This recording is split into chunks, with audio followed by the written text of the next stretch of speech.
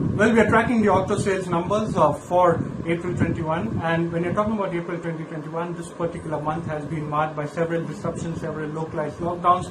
Also, we've seen quite a few issues in terms of supply chain, in terms of semiconductors, in terms of raw material, commodity price hikes. All of this has taken a toll as far as what we understand for the month, as well as the demand from both wholesale as well as retail. Now, when you're talking about this particular space, April 2020, remember, was a washout month, and because of that, comparisons will be done with April 2019.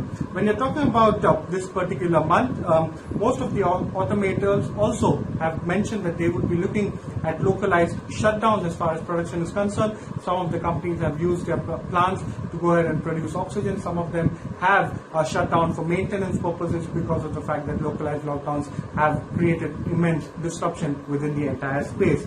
Also need to keep an eye out for, remember, there is the second wave impact. Nomura says that retails have been affected by close to 30 to 50% on a monthly basis. Two-wheelers, according to Nomura, are the ones that are expected to be the worst hit, given the hit as far as the marriage season is concerned.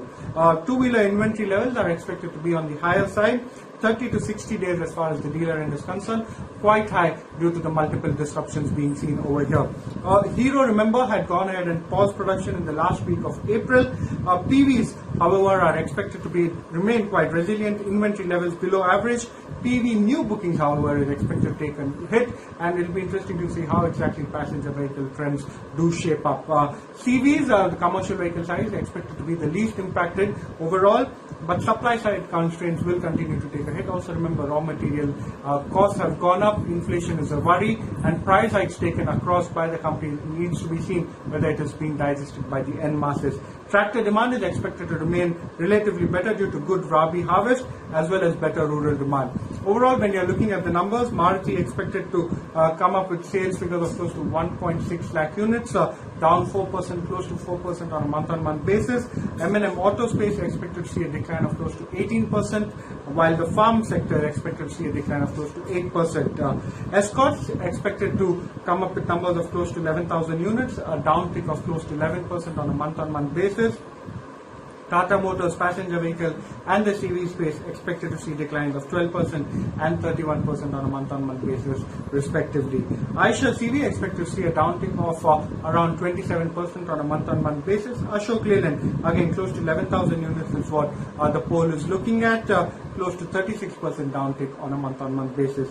Hero Motor, TVS, Bajaj Auto, all of them expected to see downtick. Hero Motor expected to be the most impacted, 25% decline. TVS 15% decline, while Bajaj Auto close to a 3% decline. Royal Enfield, again, you need to keep an eye out for how exactly they manage. 11% decline is what the 18-hour poll is anticipating, especially when it comes to this particular space.